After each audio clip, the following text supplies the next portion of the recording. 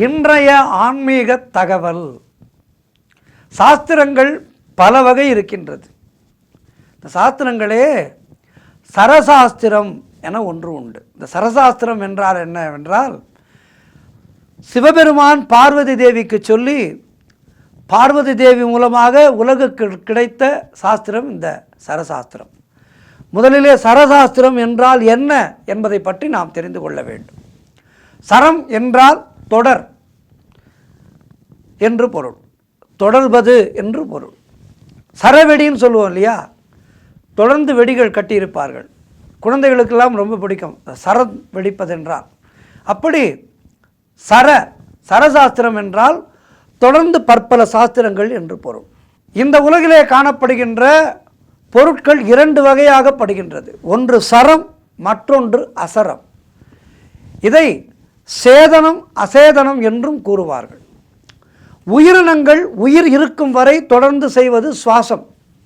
அதனால்தான் சுவாசத்தையும் சரம் என்று கூறுவார்கள். அதேபோல அண்டம் என்றால் முட்டை வடிவ, முட்டை என்று பொருள். அண்டம் என்றால் முட்டை என்று பொருள். இந்த முட்டை வடிவ அண்டங்களிலே அசையும் அசையா பொருட்கள் இருப்பதனால், சுவாசிக்கின்ற மற்றும் சுவாசிக்காத வஸ்துக்கள் இருப்பதாலும் இதனை அண்ட சராசரம் என கூறுகின்றார்கள்.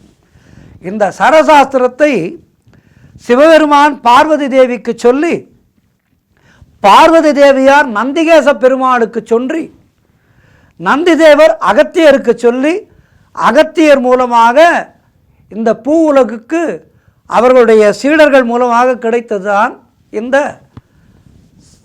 சரம் என்பது. இந்த ஞான சரநூல் புத்தகமாக வெளிவந்திருக்கின்றது. மாட்டிற்கு மூக்கணாங்கயிறு போல இரு வினைகளின் கர்மாவிற்கேற்ப மனிதரை கட்டுப்படுத்த வல்லது சரம், அதாவது இந்த மூச்சு. மூச்சுதான் மனிதனுடைய ஆயுளை தீர்மானிக்கின்றது. வாழும் பொழுது நல்ல ஆரோக்கியமான வாழ்க்கைக்கும் இதுவே அடிப்படையாக அமைகின்றது. இந்த சரசாஸ்திரம் அறிந்தவர் மரணத்தையும் கணிக்க முடியும் என்று சொல்லப்பட்டுள்ளது. நமது இடப்பக்க நாசியிலே வருகின்ற சுவாசமானது இடகலை என்கிற சந்திரகலை. இந்த வலது பக்க நாசியிலே வருகின்ற சுவாசமானது பிங்கலை என்கின்ற சூரிய கலை ஆகும். இவை இரண்டும் சேர்ந்து நடுவிலே ஓடுவது கழுமுனை என்கின்ற அக்னி கலை ஆகும். இதில் சந்திரனே அமுதமாகும். சூரியன் எல்லா இடமும் வியாபித்திருப்பவன். கொடிய அக்னி ஆகிய கழுமுனையோ எல்லா கருமங்களையும் கொல்லும். சந்திரன் பெண், சூரியன் ஆண். ஒரு பிரயாணம் மேற்கொள்ளும் போது சந்திரகலையிலே ஆரம்பித்து சூரிய கலையிலே அந்த இடத்திற்கு போய் சேருமாறு இருக்க வேண்டும். அவ்வாறு இருந்தால் செல்கின்ற காரியமானது சிறக்கும். சந்திரகலையிலே சுவாசம் நடக்கும்போது தூது அனுப்பினால் புத்தாடை அணிதல், பொன் ஆபரணங்கள் பூணுதல், வேலைக்கு ஆளமர்த்துவது, கிணறு குளம் ஏரி போன்ற நீர்நிலைகளை வெட்டுவது, தாலி கட்டுவது, வீடு கட்டுவது, வீடு வாங்குவது, குடிமனை புகுவது, பொருட்களை விற்பது, அரசாங்கம் சம்பந்தப்பட்ட விவகாரங்களை கவனிப்பது, தெய்வ வழிபாடு பரிகாரங்கள் செய்வது, தெய்வ பிரதிஷ்டை செய்வது, வித்தை கற்பது போன்ற இவைகளுக்கு இந்த நேரம் மிக நல்ல நேரமாகும். வலது நாசியிலே சரம் ஓடும் பொழுது குருவினிடம் உபதேசம் பெற வேண்டும். உபதேசம் செய்தல், வித்தைகளை கற்றுக் கொடுத்தல், போர் பயிர் விளைவித்தல், வியாபாரம், திருடுதல், சூதாடுதல், கடினமான வழக்காடுதல், உபதேச கருத்துக்களை எழுதுதல், சங்கீதம், சொற்பொழிவு ஆற்றல், பகை உண்டாக்கல், கோல் சொல்லுதல், பங்கம் ஏற்படுத்துதல், பேயோட்டுதல், மந்திர ஜப சாதனைகள் செய்தல், மருந்து சாப்பிடுதல், உறங்குதல், குளித்தல் போன்ற செயல்களை இந்த நேரத்திலே செய்யலாம். அதாவது இந்த கலை இருக்கும்போது இவற்றை செய்யலாம். இந்த காரியங்களை செய்தால் அவை நல்லபடியாக இருக்கும். கழுமுனையிலே சரம் ஓடுகையில் சமாதி யோகம் பயிற்சி செய்தல் நன்மை தரும். நினைத்த காரியங்கள் ஒன்றுமே நடக்காது, தீய காரியங்கள் கைகூடும். சரம் ஓடும் பக்கம் பூரணம் என்றும் ஓடாத பக்கம் சூன்யம் என்றும் கொள்ள வேண்டும்.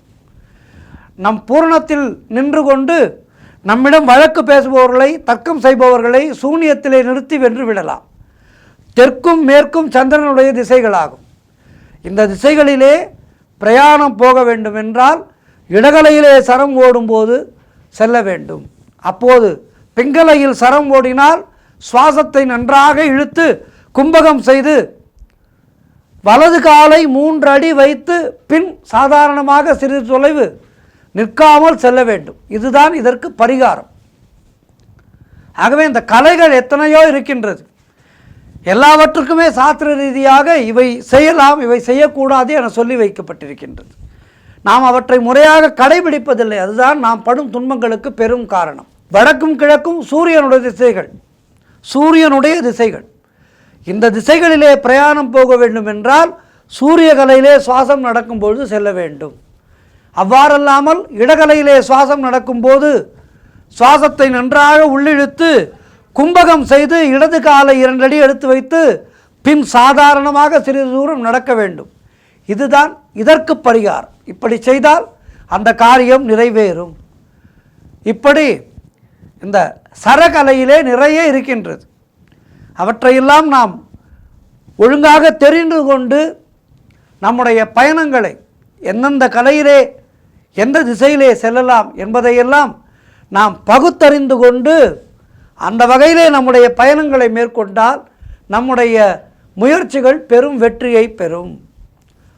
பொதுவாக நாம் இடது பக்கமாக தூங்கினால் வலது பக்க நுரையீரல் நமக்கு பெரிதாக இருப்பதால் நிறைய பிராணவாயு கிடைக்கும். ஆனால் ஒருவர் இரவு முழுவதும் அவ்வாறு தூங்கினால் அவருக்கு சூரிய கலை ஓடும். இதனால் உடம்பிலே உஷ்ணம் அதிகமாகும், பித்த சம்பந்தமான நோய்கள் ஏற்படும், இடது காலிலே வலிகள் ஏற்படும். அதுபோல இரவு முழுவதும் வலது பக்கமாக படுத்து உறங்கினால் அவருக்கு சந்திரகலை ஓடும். இதனால் உடல் அதிக குளிர்ச்சி அடைவது, வாதம் சம்பந்தமான நோய்கள் ஏற்படும், மூக்கடைப்பு ஏற்படும், வலது கால் வலிக்கும். தூக்கத்திலே இதெல்லாம் நமக்கு தெரியாது என்பதால் நம்முடைய உள்ளுணர்வு உறங்காமல் இருந்து சுவாசத்தை மாற்றி அமைத்தோ அல்லது நம்மை புரண்டு படுக்க வைத்தோ நம்மை காப்பாற்றுகின்றது. ஆகவே இந்த மூச்சு காற்றிலே இத்தனை ரகசியங்கள் இருக்கின்றது. ஏதோ மூச்சு விடுகின்றோம், உயிர் வாழ்கின்றோம் என்று இல்லாமல் இந்த சூரியகலை சந்திரகலை பற்றியெல்லாம் நன்கு தெரிந்து கொண்டு நம்மால் முடிந்த அளவு இதன்படி வாழ்க்கையை வாழ்ந்தால் நம்முடைய வாழ்வானது நீரோட்டமாக தேரோட்டமாக இருக்கும். ஆகவே இவற்றையெல்லாம் பின்பற்றி இதன்படி வாழ்வோம், வாழ்வாங்கு வாழ்வோம், நோயின்றி வாழ்வோம், ஆரோக்கியமாக வாழ்வோம். நன்றி, வணக்கம்.